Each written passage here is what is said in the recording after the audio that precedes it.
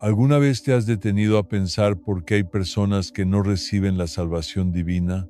Esta inquietante pregunta ha rondado la mente de millones a lo largo de los siglos. Si Dios es amor en su máxima expresión, ¿por qué no permite que todos accedan al reino de los cielos? ¿Qué clase de personas quedan fuera de esa promesa eterna? Hoy te invito a sumergirte conmigo en un recorrido profundamente revelador. Vamos a explorar uno de los grandes misterios espirituales de la humanidad. Presta mucha atención porque hoy desvelaremos los 7 tipos de personas que, según la palabra de Dios, no alcanzarán la salvación. Sí, escuchaste bien. 7 perfiles claramente identificados en las Escrituras que no podrán entrar al reino de Dios.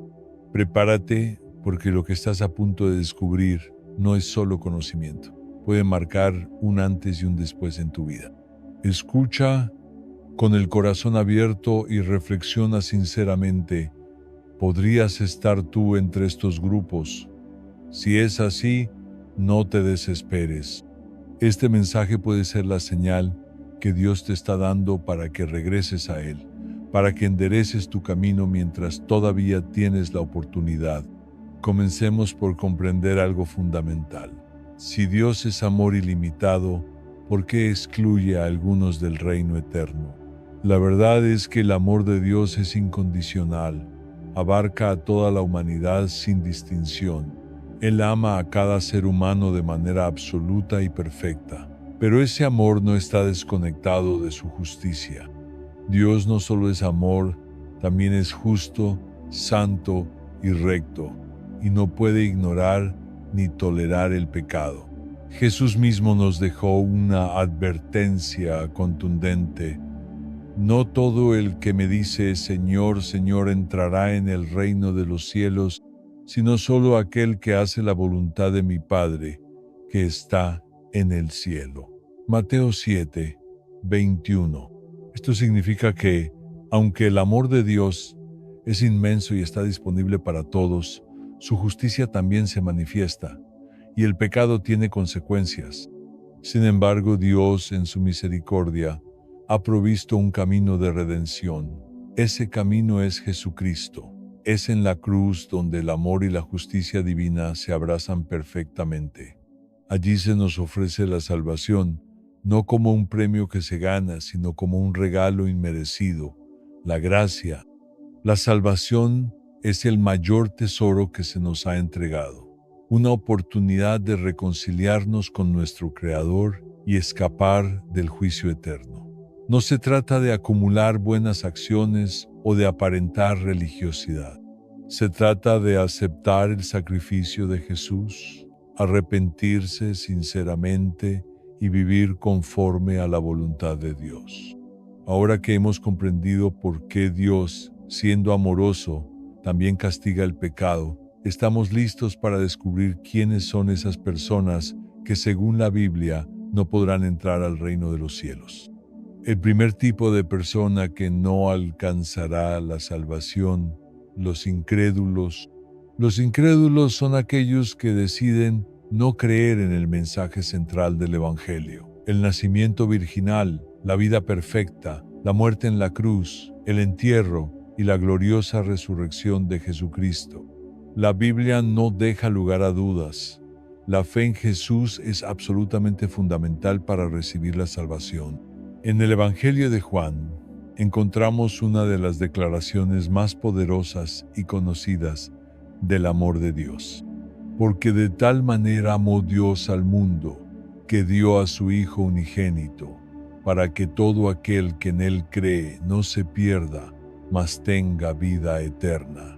Juan 3, 16. Este versículo, aunque breve, encierra el corazón del plan de redención. Muestra cómo el amor de Dios se expresa en la entrega de su Hijo, pero también deja claro que la vida eterna es una promesa solo para los que creen. La incredulidad, negar o rechazar esta verdad, nos excluye automáticamente de ese regalo de gracia. Jesús mismo lo dijo de manera inequívoca: yo soy el camino, la verdad y la vida. Nadie viene al Padre sino por mí. Juan 14, 6. No hay atajos ni caminos alternativos. No importa cuán buena o moral parezca una persona, si rechaza a Cristo, está dando la espalda a la única puerta que lleva a la reconciliación con Dios. La fe en Jesús no es una opción más, es el único puente que nos conecta con la eternidad junto al Padre. El apóstol Pablo refuerza esta verdad en su carta a los Romanos. Si confiesas con tu boca que Jesús es el Señor y crees en tu corazón que Dios lo levantó de entre los muertos, serás salvo. Romanos 10, 9. Fíjate en que la fe que salva no es un pensamiento superficial o una simple afirmación verbal. Es una convicción profunda, una transformación interna que impacta nuestra forma de vivir, de pensar, de amar. Es un compromiso que nace en lo más íntimo del ser. La Biblia también nos muestra cómo la incredulidad puede frenar incluso los milagros de Dios. En Marcos 6, leemos que Jesús regresó a Nazaret, su pueblo natal, pero allí no pudo hacer muchos milagros. ¿La razón? La falta de fe de los que lo conocían desde niño. Mateo confirma este hecho cuando dice que Jesús no hizo allí muchas obras poderosas por la incredulidad de ellos. Estos pasajes revelan que la incredulidad no solo nos aleja de la salvación, sino que también limita la manifestación del poder de Dios en nuestra vida cotidiana. Nos cierra las puertas a bendiciones, respuestas a oraciones y experiencias sobrenaturales que Dios anhela derramar sobre nosotros. Dios hace un llamado claro y urgente a todos. Cree en el Señor Jesucristo y serás salvo, tú y tu casa. Hechos 16, 31. Este llamado es universal. No importa tu pasado, tu cultura, tu edad o tu historia, el requisito es la fe. Y esta fe no es un simple pensamiento positivo, sino un acto de entrega, de confianza radical y de rendición ante Jesús como Señor y Salvador. La incredulidad es peligrosa porque rechaza el único camino de redención que Dios ha establecido. Aquellos que escuchan el mensaje del Evangelio pero eligen no creer, se están separando voluntariamente de la fuente de vida eterna. Hebreos 11, 6 lo dice con firmeza. Sin fe es imposible agradar a Dios, porque es necesario que el que se acerca a Dios crea que Él existe y que recompensa a los que lo buscan. La salvación está al alcance de todos, pero requiere un paso firme de fe en Jesucristo. Quienes rechazan este paso se excluyen a sí mismos del regalo más glorioso que Dios ha ofrecido a la humanidad. Aceptar a Jesús no es solo una decisión espiritual, es la decisión más importante que tomarás en tu vida. Marca tu destino eterno. Por eso hoy es el momento de abrir el corazón, dejar que la luz del Evangelio entre y permitir que la fe en Cristo transforme tu vida por completo. La incredulidad es una muralla invisible, pero poderosa, que nos impide experimentar tanto la salvación como las abundantes bendiciones que Dios desea derramar sobre nuestras vidas. Es un obstáculo que separa al ser humano de la plenitud espiritual y del propósito eterno que solo se encuentra en Dios. En la carta a los Romanos leemos una verdad fundamental, así que la fe viene como resultado de oír el mensaje, y el mensaje que se oye es la palabra de Cristo. Romanos 10, 17. Este pasaje nos muestra que la fe no nace de la nada, se desarrolla y se fortalece al exponernos a la palabra viva de Dios. Es a través de la Biblia que nuestros corazones se sensibilizan, nuestras dudas se disipan y nuestra confianza en Dios se afianza. Cuanto más escuchamos, meditamos y aplicamos las Escrituras, más firme se vuelve nuestra fe. Si tú te identificas con los que aún no creen, si hasta ahora has vivido con dudas, escepticismo o indiferencia espiritual, no retrases más tu decisión. Jesús está tocando suavemente a la puerta de tu corazón. Él no fuerza su entrada. Espera que tú voluntariamente le abras. Su amor es paciente, su gracia es abundante y su deseo es entrar en tu vida para transformarla desde adentro. La incredulidad puede parecer un muro infranqueable, pero no lo es, porque frente a esa barrera, la fe en Jesucristo se levanta como un puente firme y seguro que te conduce del vacío a la plenitud, de la incertidumbre a la paz, de la muerte espiritual a la vida eterna. Hoy es el día oportuno para derribar esa barrera con la verdad del Evangelio. Hoy puedes dar ese primer paso de fe, abrir tu corazón y permitir que el amor de Dios fluya en ti y a través de ti. No hay decisión más trascendental, más urgente, ni más liberadora. La incredulidad es un peso que nos aleja del propósito de Dios, pero la fe en Jesús es la llave que abre las puertas a una nueva vida, a una vida con sentido, con esperanza y con la certeza de una eternidad con Él. El segundo tipo de persona que no alcanzará la salvación, aquellos que buscan caminos alternativos a Cristo. El segundo grupo de personas que, según la palabra de Dios, no heredarán la salvación son los que intentan acercarse a Dios por medios distintos a Jesucristo. Se trata de quienes ponen su confianza en esfuerzos humanos, en religiones diferentes, sistemas filosóficos, moralismos o en la autosuficiencia personal.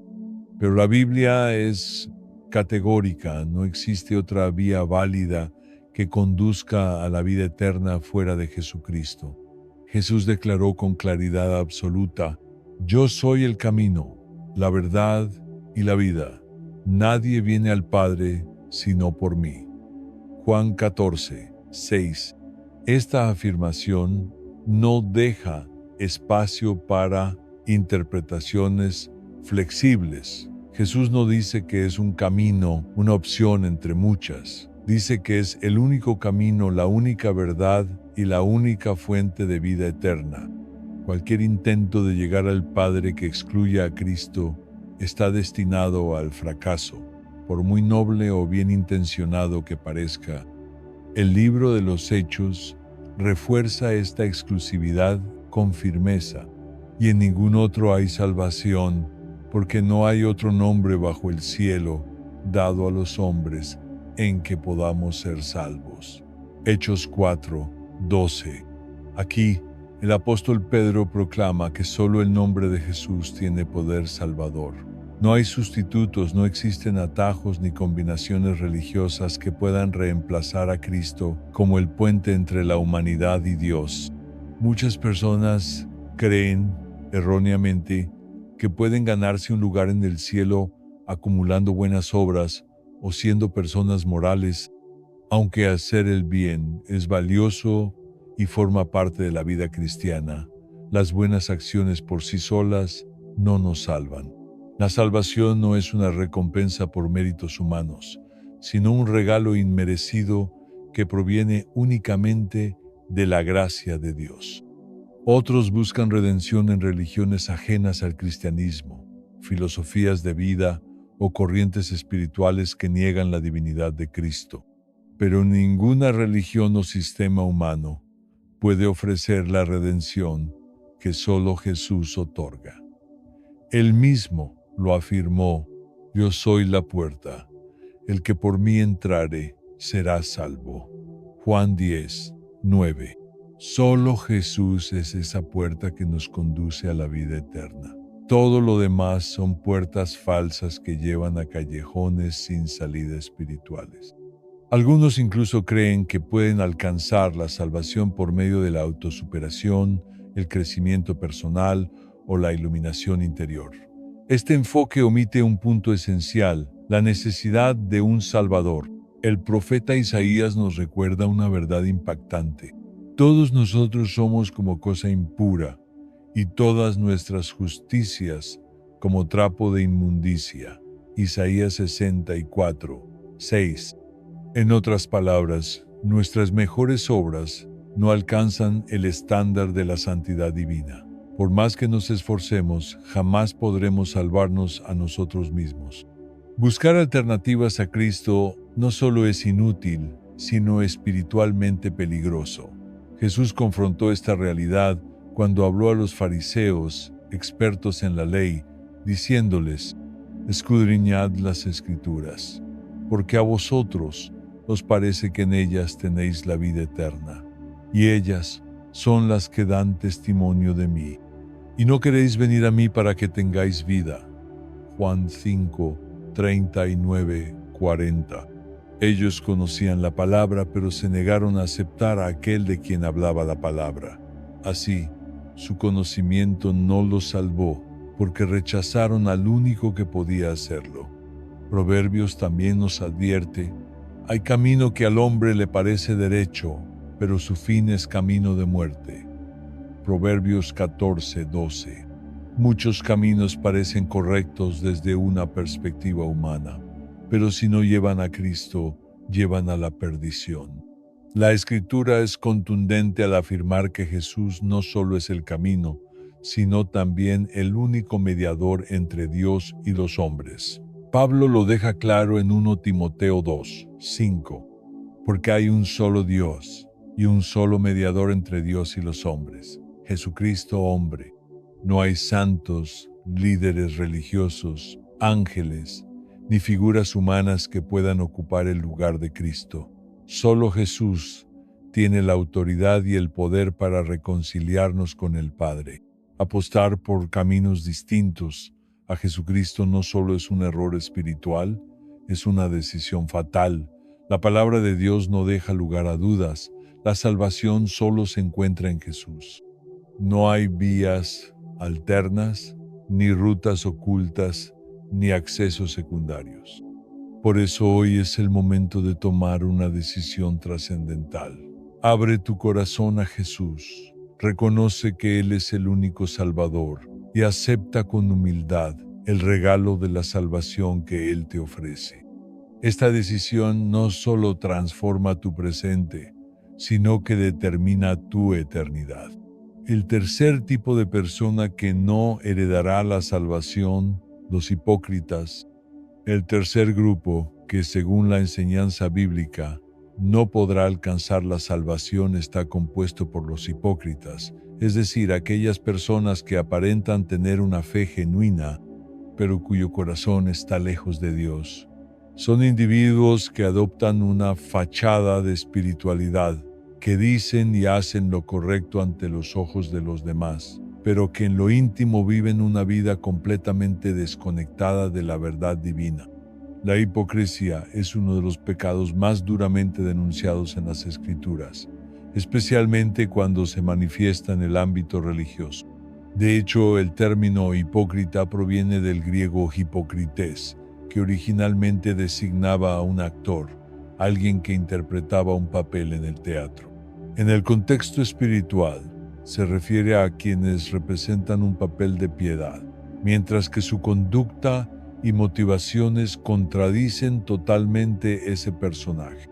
Jesús fue muy claro y contundente al denunciar este tipo de comportamiento. En el Evangelio de Mateo, capítulo 23, versículo 27, encontramos una de las advertencias más fuertes: «Ay de vosotros, escribas y fariseos, hipócritas, porque sois semejantes a sepulcros blanqueados, que por fuera se muestran hermosos, pero por dentro están llenos de huesos de muertos y de toda inmundicia».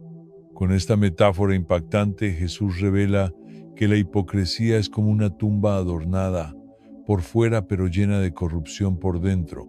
Los fariseos, líderes religiosos de su tiempo, son presentados como el ejemplo más claro de este pecado. Hombres que conocían la ley y la enseñaban, pero que no vivían según lo que predicaban. Más adelante Jesús añade: «Así también vosotros por fuera, a la verdad, parecéis justos ante los hombres, pero por dentro estáis llenos de hipocresía e injusticia». Esta declaración nos recuerda que Dios no se deja engañar por apariencias. Él examina el corazón, ve las intenciones y juzga según la verdad interior. Otro ejemplo contundente se encuentra en Mateo 6:5, donde Jesús dice: "Y cuando ores, no seas como los hipócritas, porque ellos aman el orar en pie en las sinagogas y en las esquinas de las calles, para ser vistos por los hombres. De cierto os digo que ya tienen su recompensa". Aquí Jesús señala que los hipócritas no oran por amor a Dios, sino para alimentar su ego. Su motivación no es la comunión con el Padre, sino la aprobación de los hombres. En el libro de Hechos capítulo 5, vemos el trágico caso de Ananías y Zafira, una pareja que vendió una propiedad y fingió entregar todo el dinero a la comunidad, cuando en realidad se reservaron una parte. Al mentir no solo a los apóstoles, sino al Espíritu Santo, su hipocresía les costó la vida. Este evento sirve como una advertencia seria. Fingir devoción delante de Dios es peligroso y mortalmente engañoso. La hipocresía es especialmente grave porque desvirtúa la esencia del Evangelio, distorsiona la imagen de Dios ante otros y corrompe el testimonio de la Iglesia. Engaña no solo a quienes observan, sino también al propio hipócrita, que termina creyendo su propia farsa y endureciendo su corazón ante la corrección divina. Dios nos llama a una fe auténtica y transparente, a vivir lo que predicamos, a que nuestras acciones reflejen nuestras palabras y a que nuestro corazón esté alineado con nuestra apariencia. La hipocresía impide ese alineamiento.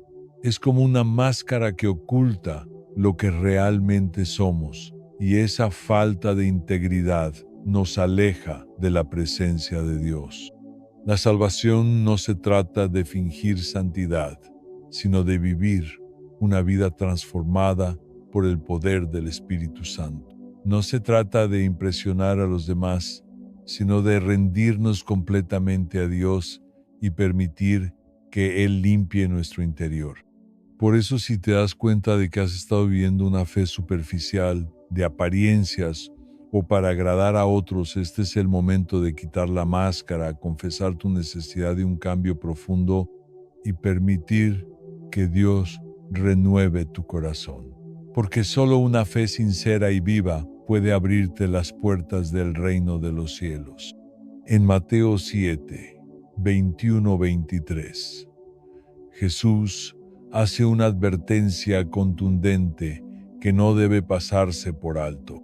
No todo el que me dice, Señor, Señor, entrará en el reino de los cielos, sino el que hace la voluntad de mi Padre que está en los cielos. Muchos me dirán en aquel día, Señor, Señor, no profetizamos en tu nombre, y en tu nombre expulsamos demonios, y en tu nombre hicimos muchos milagros. Y entonces les declararé, nunca os conocí, apartaos de mí, hacedores de maldad. Estas palabras de Jesús nos revelan una verdad profunda y a la vez inquietante. No basta con pronunciar palabras piadosas o realizar obras espectaculares en nombre de Dios. Lo esencial, lo verdaderamente determinante, es vivir conforme a la voluntad del Padre Celestial, con un corazón íntegro y una fe auténtica. Este pasaje subraya que las apariencias religiosas no garantizan la salvación. Podemos hacer cosas que externamente parecen espirituales, como predicar, orar en voz alta, hacer milagros o servir en la iglesia, pero si nuestra vida no refleja una obediencia real al Señor, esas acciones son vacías. En el Evangelio de Lucas 12:1, Jesús refuerza esta advertencia diciendo, guardaos de la levadura de los fariseos, que es la hipocresía. La levadura en este contexto representa algo que puede comenzar pequeño, pero se esparce y corrompe todo lo que toca. Así es la hipocresía. Comienza con una intención impura o una pequeña mentira, pero pronto puede contaminar todo nuestro testimonio y nuestra relación con Dios. La hipocresía espiritual no solo daña al individuo, sino que también erosiona la confianza y la unidad dentro del cuerpo de Cristo. Finge devoción, pero no transforma el corazón. Por eso Dios no acepta esta duplicidad. Él anhela una conexión real y sincera con cada uno de nosotros. El profeta Isaías, en el capítulo 29, versículo 13, transmite el corazón de Dios al respecto. Este pueblo se acerca a mí con su boca y con sus labios me honra, pero su corazón está lejos de mí y su temor de mí no es más que un mandamiento de hombres que les ha sido enseñado. Aquí vemos que la obediencia por costumbre o tradición, sin una convicción verdadera, no es aceptable ante Dios. Él busca corazones sinceros, no rituales vacíos. En Mateo 6:1 Jesús también advierte: cuidaos de practicar vuestra justicia delante de los hombres para ser vistos por ellos. De otra manera no tendréis recompensa de vuestro Padre que está en los cielos. Este llamado nos recuerda que la verdadera piedad no busca el reconocimiento humano, sino agradar al Señor. Una fe auténtica se manifiesta no en lo que mostramos a otros, sino en lo que somos cuando nadie nos está viendo. Para protegernos de caer en la trampa de la hipocresía, debemos permitir que Dios examine nuestras intenciones más profundas. El salmista en Salmos 139, 23, 24 lo expresa con una oración poderosa. Examíname, oh Dios, y conoce mi corazón. Pruébame y conoce mis pensamientos, y ve si hay en mí camino de perversidad, y guíame en el camino eterno. Pedirle al Señor que nos revele lo que hay dentro de nosotros es un paso fundamental para vivir una vida de fe genuina. La hipocresía es un serio impedimento para la salvación, porque presenta una imagen falsa de santidad, mientras que el corazón permanece sin transformación. No se puede engañar a Dios. Él conoce cada rincón de nuestro ser y solo acepta una fe sincera, comprometida y profunda. Dios no puede salvar a los hipócritas porque su fe no es real, es solo una actuación, un disfraz religioso. La verdadera fe es honesta, nace del corazón, se vive con integridad y se alinea con la voluntad de Dios. Por eso hagamos una pausa y reflexionemos: ¿estoy viviendo una fe auténtica o solo estoy representando un papel delante de los demás? ¿Mis actos son una respuesta de amor a Dios o una búsqueda de aprobación? Pidamos a Dios que purifique nuestras intenciones y renueve nuestro corazón, que nuestra vida de fe no sea una actuación para el público, sino una expresión genuina de amor, humildad y devoción a Dios. Solo así podremos estar seguros de que nuestra fe es verdadera y que nuestra salvación es firme. El cuarto tipo de persona que no será salvada: los que confían en su propia justicia. Un ejemplo poderoso que Jesús nos dejó sobre este tipo de persona lo encontramos en la parábola del fariseo y el publicano, Lucas 18, 10, 14. Esta historia nos muestra con claridad los peligros de la autojustificación y cómo puede convertirse en un obstáculo para la verdadera salvación. Jesús cuenta que dos hombres subieron al templo a orar. El fariseo, lleno de orgullo, oraba consigo mismo, diciendo: Dios, te doy gracias porque no soy como los otros hombres, ladrones, injustos, adúlteros, ni aun como este publicano. Ayuno 2 veces a la semana, doy diezmos de todo lo que gano. Mientras tanto, el publicano, que se mantenía a distancia, ni siquiera se atrevía a levantar la mirada al cielo. En su humildad se golpeaba el pecho y decía: Dios, ten misericordia de mí, pecador. Y Jesús concluye: os digo que este último volvió a su casa justificado antes que el otro, porque todo el que se enaltece será humillado, y el que se humilla será enaltecido. En esta parábola, el fariseo representa a aquellos que se creen justos por sus propias acciones. Se comparan con otros para sentirse moralmente superiores, pero no reconocen su necesidad de la gracia de Dios. Por el contrario, el publicano, consciente de su pecado, se humilla sinceramente ante Dios, y es justamente esa actitud de dependencia y arrepentimiento la que lo justifica delante del Señor. La Biblia es clara: la salvación no se obtiene por méritos personales.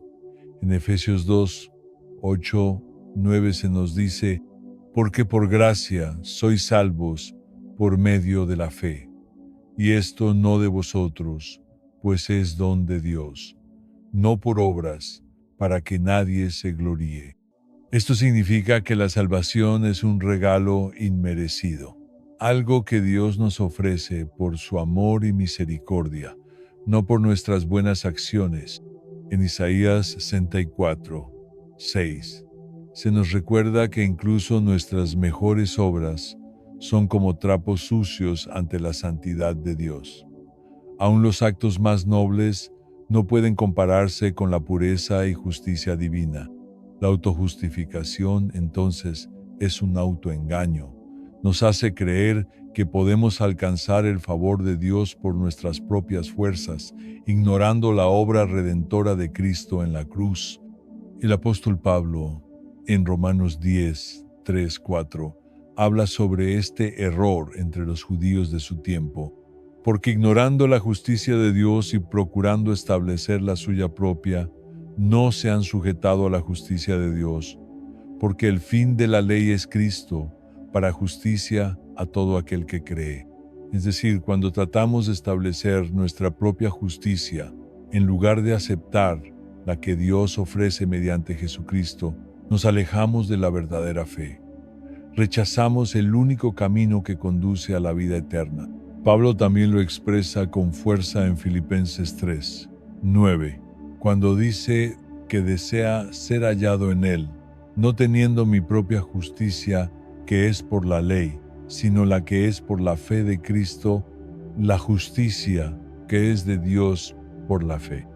Aquí comprendemos que la verdadera justicia no proviene de nosotros mismos, sino de una relación viva con Jesús, sustentada en la fe y en su gracia salvadora. Dios no puede salvar a los que se aferran a sus propios logros, a los que creen que pueden ganar el cielo con esfuerzo humano, porque al hacerlo están rechazando el sacrificio perfecto de Cristo, que es el único camino a la reconciliación con Dios.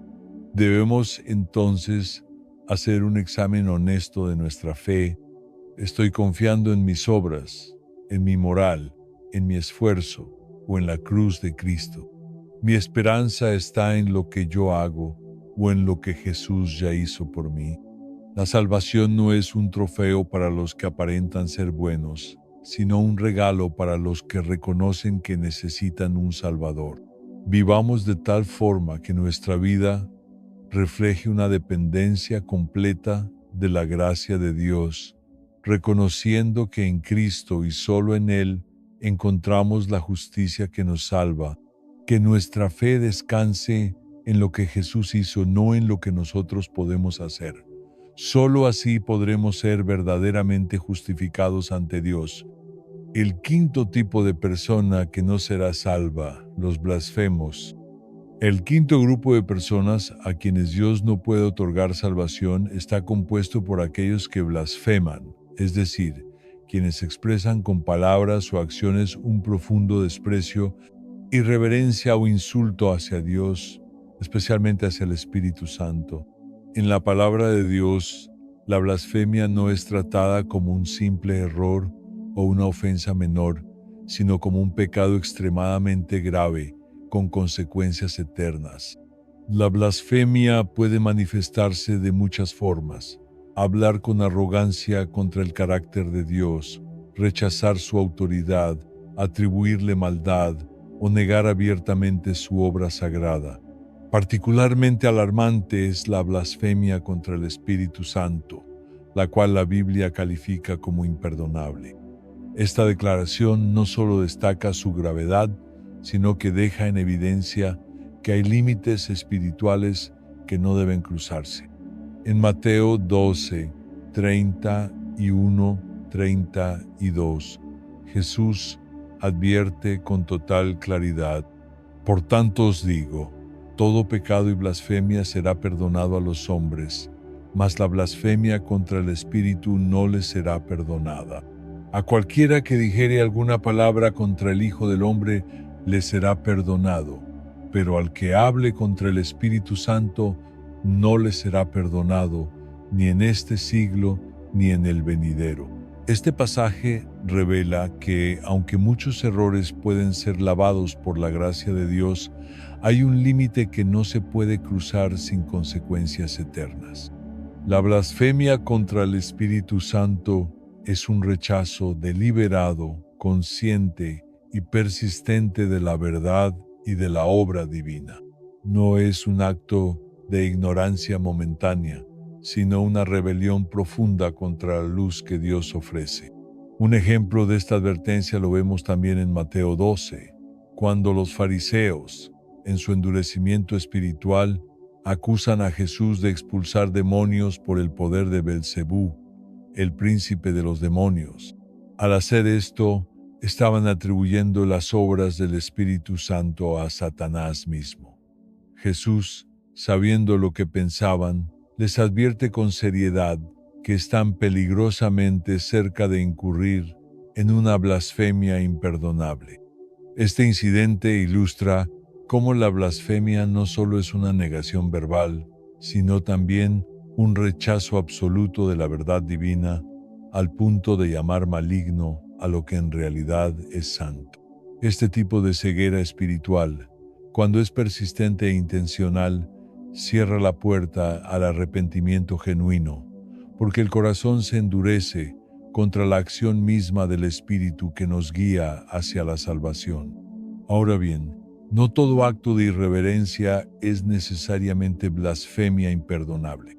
La Biblia también nos muestra que hay lugar para el perdón cuando el pecado se comete por ignorancia, como en el caso del apóstol Pablo. En 1 Timoteo 1:13, él mismo confiesa: habiendo yo sido antes blasfemo, perseguidor e injuriador, mas fui recibido a misericordia, porque lo hice por ignorancia, en incredulidad.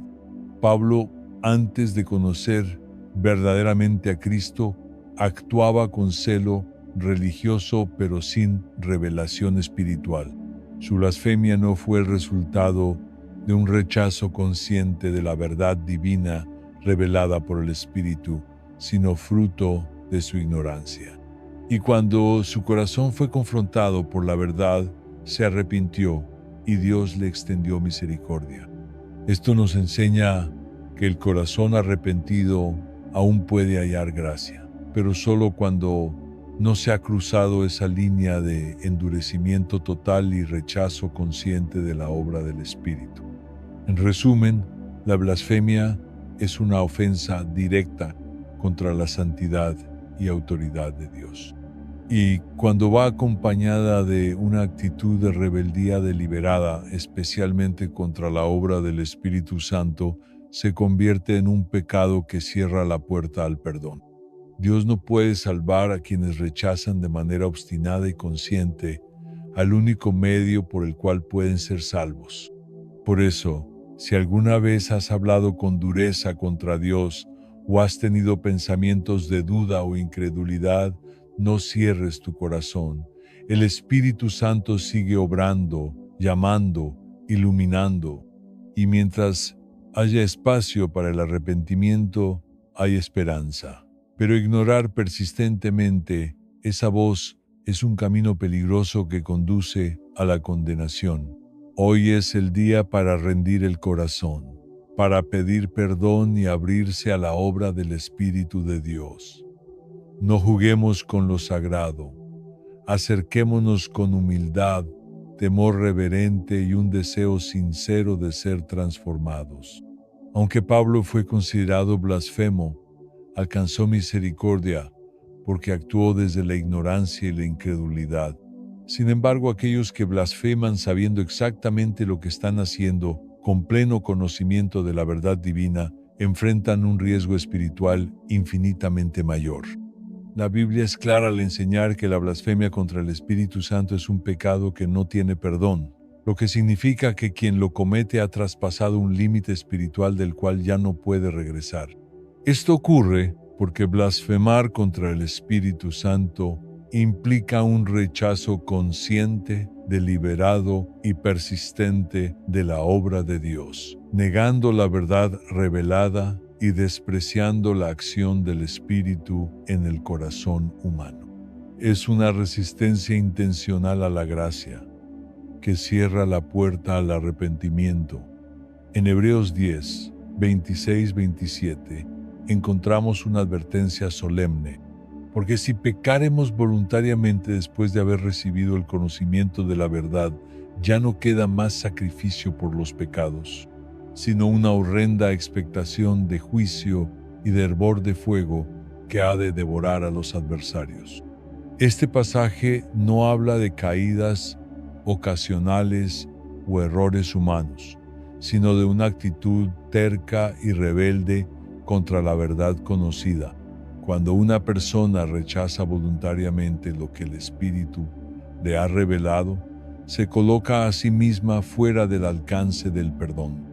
Además, en Hebreos 4:6, la palabra nos dice: porque es imposible que los que una vez fueron iluminados y gustaron del don celestial, y fueron hechos partícipes del Espíritu Santo, y asimismo gustaron de la buena palabra de Dios y los poderes del siglo venidero, y recayeron, sean otra vez renovados para arrepentimiento, crucificando de nuevo para sí mismos al Hijo de Dios y exponiéndolo a vergüenza pública.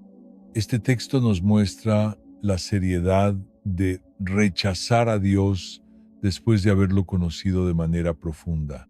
Aquellos que han experimentado su gracia, han sido tocados por su Espíritu, han recibido revelación divina y aún así deciden dar la espalda a Dios, están rechazando la única fuente de salvación existente. La blasfemia contra el Espíritu Santo endurece el corazón de tal manera que la persona pierde la capacidad de arrepentirse sinceramente, pues ya no responde a la voz del Espíritu que convence de pecado, justicia y juicio. Esto no es un pecado casual ni un error impulsivo, es una decisión consciente y persistente de negar lo que es claramente obra de Dios. Por eso, para evitar caer en este pecado tan grave, debemos mantener siempre un profundo respeto y reverencia por la presencia y obra del Espíritu Santo. Es esencial que nuestras palabras, pensamientos y acciones reflejen ese temor reverente hacia Dios. Proverbios 18, 21 nos recuerda: la muerte y la vida están en poder de la lengua, y el que la ama comerá de sus frutos. Nuestras palabras tienen consecuencias. Lo que decimos puede edificar o destruir, puede honrar o blasfemar. Por eso, debemos ser conscientes del poder de nuestras expresiones y procurar que siempre glorifiquen al Señor. La blasfemia no es simplemente un error verbal, es una ofensa profunda contra la santidad de Dios, especialmente cuando se dirige contra su Espíritu. Sus consecuencias no son solo temporales, sino eternas. Dios no puede salvar a quien deliberadamente lo rechaza, desprecia su Espíritu y niega su obra redentora.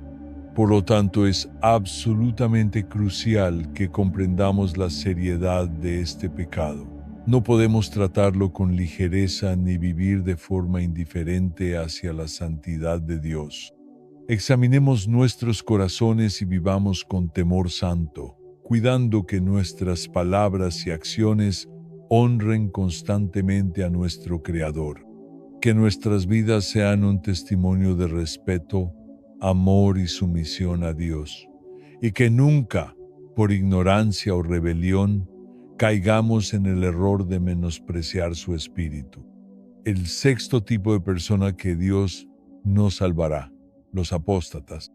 Este grupo está conformado por aquellos que después de haber conocido y aceptado la verdad del Evangelio, eligen renunciar voluntariamente a su fe, negando los principios fundamentales del cristianismo. La apostasía no es un simple error o una caída momentánea, sino un acto consciente de abandono de Dios y de rebelión espiritual. La palabra de Dios es clara en cuanto a la severidad de este pecado y sus consecuencias eternas. El término apostasía proviene del griego apostasia, que significa abandono, rebelión o separación deliberada. Un apóstata es alguien que, habiendo tenido una experiencia real con el Evangelio, decide alejarse voluntariamente de la verdad y volver al pecado. Este no es un desliz accidental, sino una elección decidida de rechazar a Cristo y su redención. La gravedad de la apostasía queda evidenciada en Hebreos 6, 4-6, donde se dice: porque es imposible que los que una vez fueron iluminados y gustaron del don celestial y fueron hechos partícipes del Espíritu Santo y asimismo gustaron de la buena palabra de Dios y los poderes del siglo venidero y recayeron, sean otra vez renovados para arrepentimiento, crucificando de nuevo para sí mismos al Hijo de Dios y exponiéndolo a vituperio. Este pasaje subraya la imposibilidad de renovación para aquellos que rechazan de forma total y consciente la verdad del Evangelio, después de haberla experimentado de primera mano. Judas Iscariote es uno de los casos más conocidos de apostasía en la Biblia. A pesar de haber sido uno de los 12 discípulos de Jesús, de haber escuchado sus enseñanzas y presenciado sus milagros, eligió traicionar al Maestro por unas monedas de plata. Su remordimiento posterior no fue suficiente para alcanzar el perdón, y su historia termina en tragedia y condenación. Es una advertencia clara de lo que implica alejarse de la fe con pleno conocimiento. Otro ejemplo es Demas, mencionado por el apóstol Pablo en 2 Timoteo 4, 10, donde dice: Demas me ha abandonado, amando más este mundo, y se ha ido a Tesalónica. Demas, quien alguna vez fue un colaborador cercano del apóstol, optó por el mundo en lugar de la fidelidad a Cristo. Su ejemplo ilustra cómo el atractivo de los placeres temporales puede desviar incluso a los que estuvieron cerca de Dios. La apostasía implica rechazar la gracia divina y renunciar a la salvación ofrecida por medio de Cristo. Dios no puede salvar a aquellos que, con plena conciencia, deciden darle la espalda. Este rechazo consciente endurece el corazón, hasta el punto en que ya no hay deseo ni posibilidad de arrepentimiento genuino. 2 Pedro 2, 20-22 ofrece otra advertencia solemne.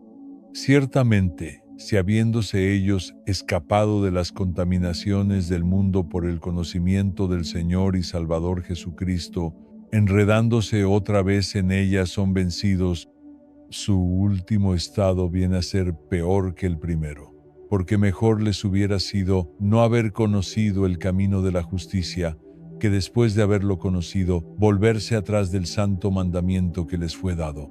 El texto concluye con una fuerte imagen. Pero les ha acontecido lo del verdadero proverbio: el perro vuelve a su vómito y la puerca lavada a revolcarse en el lodo. Esto demuestra que el regreso voluntario al pecado, después de conocer la verdad, agrava aún más la condición espiritual del individuo. Hebreos 10, 26-27 también enfatiza esta realidad. Porque si pecáremos voluntariamente después de haber recibido el conocimiento de la verdad, ¿ya no queda más sacrificio por los pecados? sino una horrenda expectación de juicio y de hervor de fuego que ha de devorar a los adversarios. La apostasía coloca al individuo en una posición de juicio y condena, ya que ha despreciado el único camino de salvación. Entonces, ¿cómo podemos protegernos de caer en este estado? La clave está en perseverar en la fe. Hebreos 3, 12, 14 nos exhorta: mirad, hermanos, que no haya en ninguno de vosotros corazón malo de incredulidad para apartarse del Dios vivo. Antes exhortaos los unos a los otros cada día, entre tanto que se dice hoy, para que ninguno de vosotros se endurezca por el engaño del pecado. Porque somos hechos participantes de Cristo, con tal que retengamos firme hasta el fin nuestra confianza del principio. Este llamado a la vigilancia espiritual es vital para cada creyente. La perseverancia, la fidelidad diaria y la comunión con otros creyentes son elementos esenciales para no ser arrastrados por el engaño del pecado.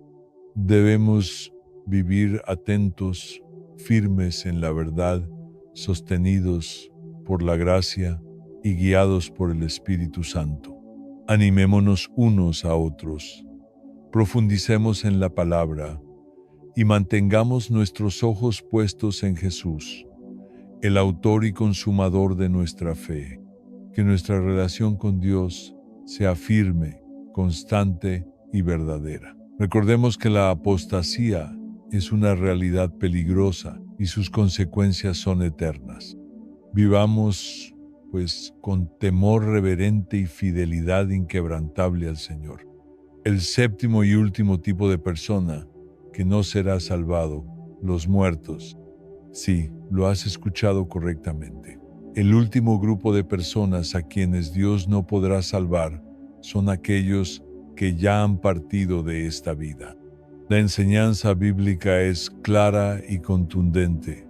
La oportunidad para recibir la salvación solo está disponible mientras estamos vivos. Una vez que alguien muere, su destino eterno queda sellado de manera definitiva. No hay segundas oportunidades después de la muerte. Este principio desmonta completamente cualquier idea errónea o esperanza infundada de que puede existir un nuevo chance de arrepentimiento en la otra vida. La muerte física marca el cierre absoluto del tiempo de gracia, ese período en el cual Dios extiende su mano para ofrecernos redención a través de Jesucristo. En el instante en que dejamos este mundo, nuestra condición espiritual queda fijada para la eternidad. Hebreos 9, 27 lo expresa con toda claridad. Y de la manera que está establecido para los hombres que mueran una sola vez, y después de esto el juicio. Este versículo enseña que tras la muerte, el siguiente evento es el juicio, no un periodo de espera, ni una segunda oportunidad, ni un tiempo de arrepentimiento post-mortem. El tiempo de decisión es ahora, mientras hay aliento en nuestros pulmones. Jesús también aborda este tema en Lucas 16, a través de la historia del rico y Lázaro. En este relato, el hombre rico muere y se encuentra en tormento, mientras Lázaro es consolado en el seno de Abraham. Cuando el rico ruega que Lázaro sea enviado a advertir a sus hermanos, se les responde que ya tienen a Moisés y a los profetas, es decir, ya tienen la palabra de Dios y deben decidir por sí mismos. Este relato subraya una verdad fundamental. Una vez que cruzamos el umbral de la muerte, no hay posibilidad de alterar nuestro destino eterno. Las decisiones que tomamos durante nuestra existencia terrenal son las que determinan nuestra eternidad. El libro de Apocalipsis 20, 12 también ilustra de manera poderosa el juicio final.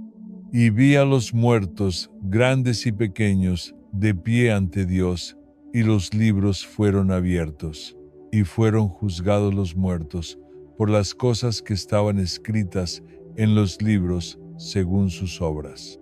Este pasaje nos recuerda que cada persona será juzgada conforme a sus actos durante la vida.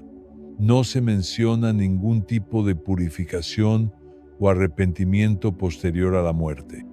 Es en esta vida donde se define nuestra eternidad, no después. Esta enseñanza nos debe llevar a una profunda reflexión, el tiempo para buscar a Dios, para arrepentirse y para abrazar la salvación que ofrece Cristo es ahora. Jesús lo repite en múltiples ocasiones: velad, estad preparados, porque no sabéis ni el día ni la hora. Nadie tiene asegurado el mañana. Cada segundo que pasa es una oportunidad divina para acercarnos a Él.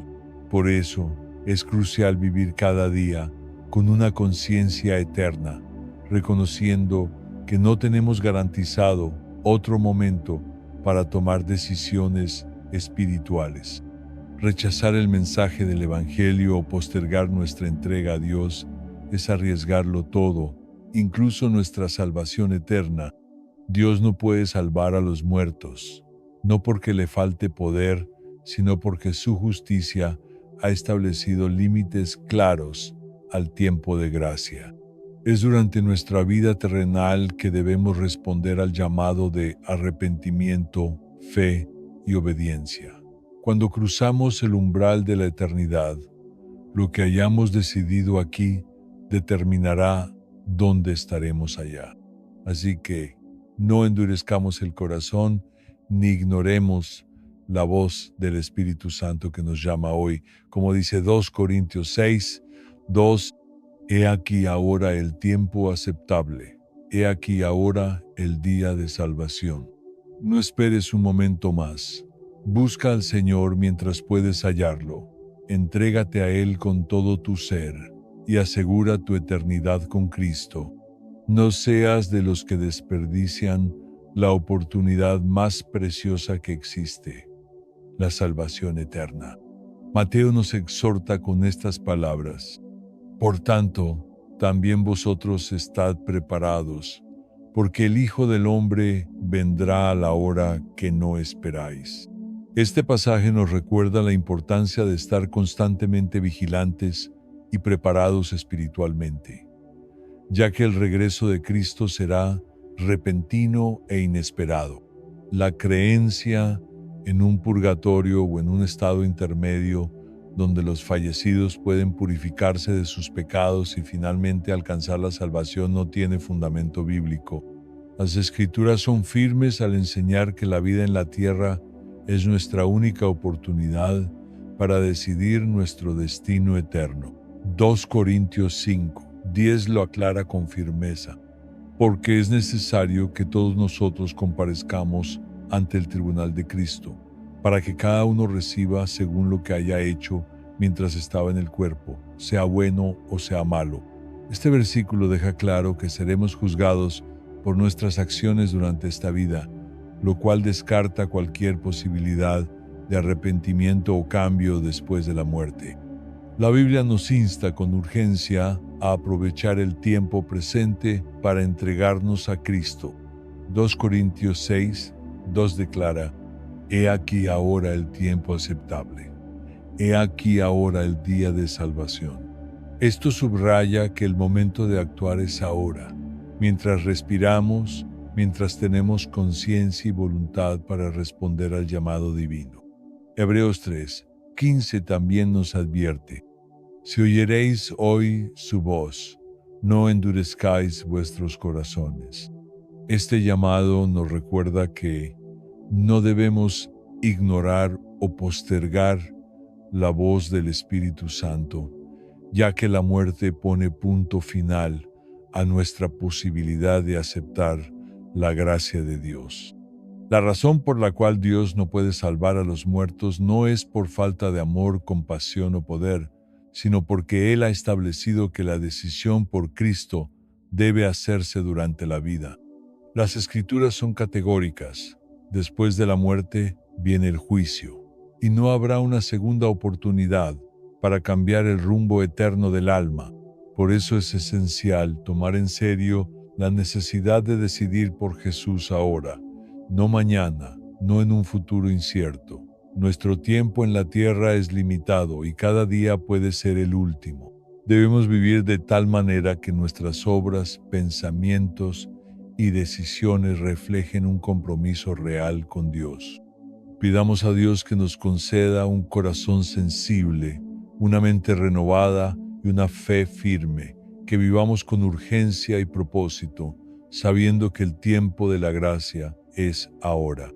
Que nuestras vidas sean un testimonio vivo del poder redentor de Jesucristo y que estemos siempre listos para presentarnos ante nuestro Creador. A lo largo de este recorrido hemos visto con claridad que la salvación es el regalo más valioso que Dios ha ofrecido a la humanidad y está disponible para todos por medio de Jesucristo.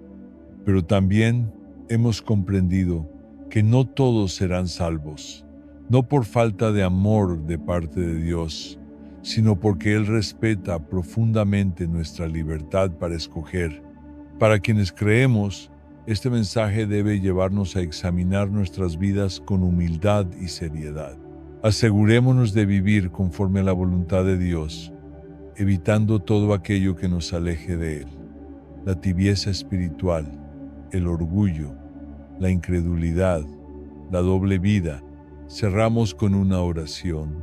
Padre Celestial, gracias por tu inmenso amor y por el don incomparable de la salvación a través de tu Hijo Jesucristo. Ayúdanos a vivir conforme a tu voluntad, a alejarnos de todo lo que nos aparta de ti y a perseverar con firmeza en la fe. Abre nuestros corazones y nuestras mentes para recibir tu verdad y que nuestras vidas te glorifiquen siempre. En el nombre poderoso de Jesús. Amén. Espero que este video haya sido de tu agrado y que te haya sido útil. No olvides que en este canal encontrarás más contenido que te ayudará a fortalecer tu relación con Dios y a crecer espiritualmente. Además, me encantaría que dejes un comentario compartiendo tu experiencia, haciendo alguna pregunta o sugiriendo un tema para los próximos videos. Estoy emocionado de leerte y responder todas tus inquietudes. Te agradezco profundamente por tu tiempo y atención. Que Dios te bendiga abundantemente y te cubra siempre con su protección. Nos vemos en el próximo video. Amén.